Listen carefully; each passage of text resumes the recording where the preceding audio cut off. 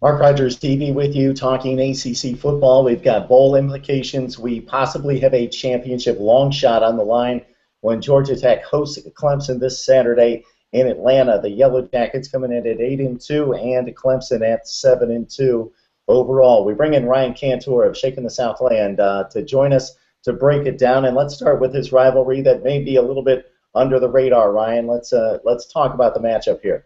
Yes, between Clemson, Florida State, Clemson, South Carolina, Georgia Tech, Georgia, it's definitely not the top rivalry for either of these teams, but it's one that's been going on for a long time, one that's especially interesting and heated. This will be the 79th meeting, and James Wellborn is our resident historian over at ShakingTheSouthland.com, so I steal from his article a little bit. Like I said, this is the 79th meeting, and they had dominated the rivalry for a long time. They have an overall record of 49, 27, and 2 against Clemson, so they've certainly dominated it. However, from 1907 to 1974, all the games were played in Atlanta, and during that stretch, they had a 42, 13, and 2 record. So it was really during that stretch where they were so dominant. Since they've joined the ACC, the teams are 16-16 against each other. So modern era, it's been extremely competitive. There's a stretch about 5 years ago where every game was decided by 3 points. So this is an extremely competitive rivalry where the home team typically wins the game. So Clemson has not won in Atlanta since 2003. Now they've played 2 in a row in Clemson in Death Valley. For scheduling reasons, because Georgia Tech wanted to rotate their Georgia game being at home and their Clemson game being at home, essentially to guarantee a sellout every year. But that being said, Clemson still hasn't won there since 2003. So this is an opportunity to get the proverbial monkey off the back for Clemson. And it's a big matchup where we'll see strength for strength. So at 49-27 overall, and I think you said, I forget what the numbers were early in the rivalry up until the 70s. It does sound like Clemson's won like 14 out of 21, something like that. But you go 16-16 since a certain point in history there. I'm a bit surprised that Clemson's not winning every 65 to 75% of these games in this rivalry. All right, let's talk about this season, Ryan. The implications. Georgia Tech needs basically a miracle. They need Duke to collapse, and then they need to win this Clemson game to get to the division championship and the matchup against Florida State. For Clemson, they're basically playing for bowl implications. So can you set us up on the ramifications of this game? Yeah, so Clemson, obviously we need Florida State to win out because that will put them in the college football playoff and keep the Orange Bowl slot available for the next best ACC team. So Clemson then needs to beat Georgia Tech, take care of business against Georgia State, and end the 5-game win streak against South Carolina, or I guess 5-game losing streak to South Carolina. Win those games, finish at 10-2, and they should get their second consecutive Orange Bowl invitation. From Georgia Tech's perspective, probably their 2 toughest games on the schedule are these next 2, Clemson and then Georgia. Should they lose both of those games, they're probably looking at the Belk Bowl or the Military Bowl, one of those lower bowls. But if they could win at least one, they may be able to work their way into the Russell Athletic Bowl, which is becoming a somewhat prestigious bowl, especially as the Peach Bowl is no longer in the ACC bowl lineup, and the Russell Athletic is the top bowl for an ACC team outside of the Orange and occasionally Citrus Bowl. Cole Stout is the senior, initially won the job out of camp. He started against Georgia. Deshaun Watson quickly established himself and won the job back during the Florida State game. He got injured. Now he's back after missing 3 or 4 games. So kind of size up what a difference it makes for Clemson to have Deshaun Watson back under center. Well, yes. The Clemson's offense is completely different with Deshaun Watson back. I don't want to speak poorly of Cole Stout, so let me preface this by saying, he was injured. He had an injury to his left shoulder. But, that being said, he has been abysmal throwing throwing it deep. The majority of his pass attempts and the vast majority of his completions have been behind the line of scrimmage.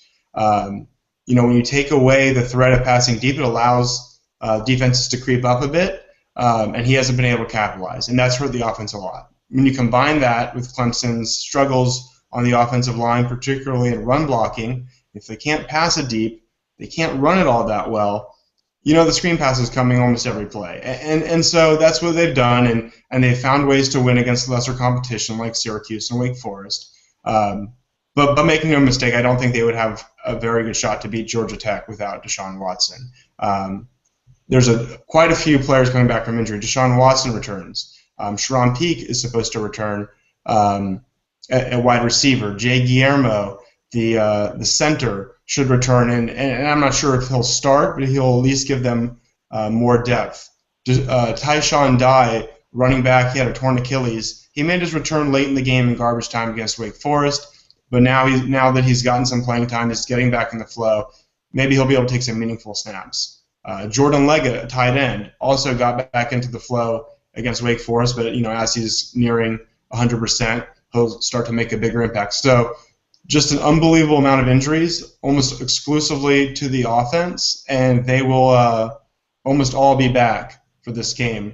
And one other personnel note, Robert Smith, who is the strong safety for Clemson, senior, will not play in the first half because of a interesting and controversial targeting call. He hit the Wake Forest tight end in the upper chest area and had incidental grazing, for lack of a better term, of the helmets, and a flag was thrown for targeting.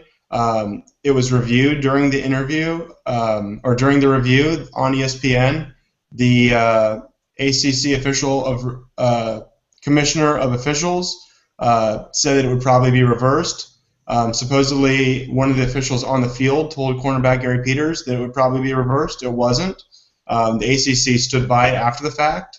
And so he will be out because the play happened in the second half. He will not play in the first half against Georgia Tech. And as a senior who's seen Georgia Tech, that could be crucial. So that is the one, for all the players that are coming back, that is the one guy who will be out, which is unfortunate for Clemson. Well, considering that Deshaun Watson's back and considering that Clemson has some more experience to impact players coming back, as you note, I'm a bit surprised that Clemson's only a 2.5 or 3-point favorite. All right, let's break down some of the matchups because there's some decided statistical situations that will clash in this game that are very pro-Georgia Tech versus strengths of the Georgia Tech or the Clemson side that are going to go head-to-head in this one.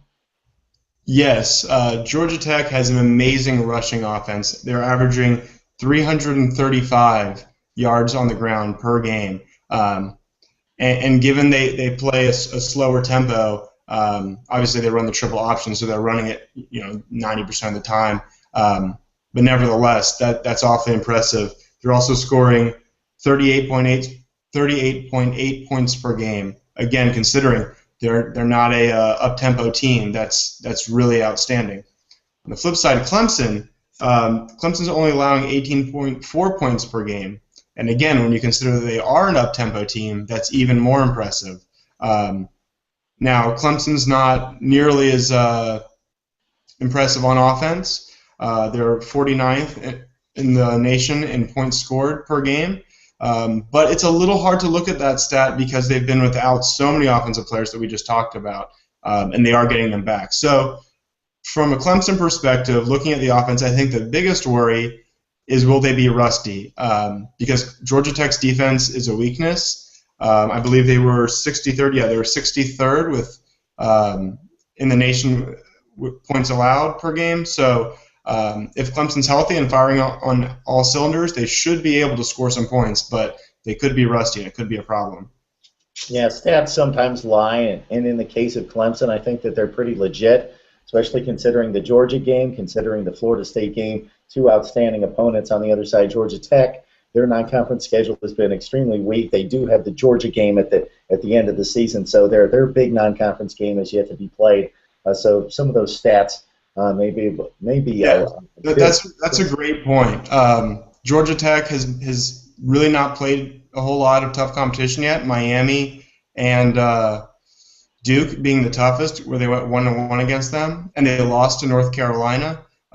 So their two toughest teams are still to come, with Clemson and Georgia to close the schedule, whereas Clemson already played their two toughest teams, both losses already, to Florida State and to Georgia. So with that, let me make a correction. I think I was incorrect in citing James Wellborn on his historical stats. I don't want to make him look bad. I think the overall record was correct, but the record from the years playing in Atlanta may have been off, so I don't want to make him look bad. So let me correct myself there. I apologize. We will make a correction in the record books and uphold the honor of shaking the Southland. Very Yes. good. I would like to make two notes about Georgia Tech offensively. They bring back Zach Lasky. He missed 3 games at running back. He's their number 3 rusher. He was starting, but Sinjin Day will continue to start. Apparently, he racked up 157 rushing yards against NC State. And their quarterback, Justin Thomas, despite the typical rush-heavy component in the offense from the quarterback position, he does lead the Yellow Jackets in rushing. He has thrown for 14 touchdowns. Doesn't sound like a ton, but under Paul Johnson, that is a high in the 7 years that Paul Johnson's been at Georgia Tech. Ryan, anything else you've got for us on this game? I know you personally love this rivalry.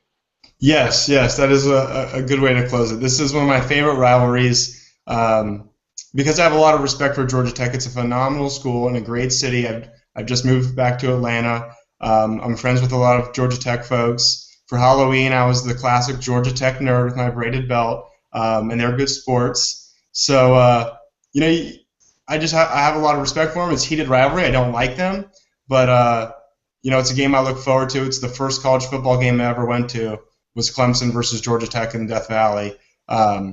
So this is one of my favorite games. I'm looking forward to it. That's good stuff. It gives us a bit of a personal touch to the X's and O's in the matchup breakdown here of personnel with Clemson taking on Georgia Tech. Again, many bowl implications in this one coming up ESPN noon on Saturday. Ryan Kantor joins us from Shaking the Southland, the Clemson platform on SB Nation. Thanks for the insight and the information as always, Ryan. Thank you.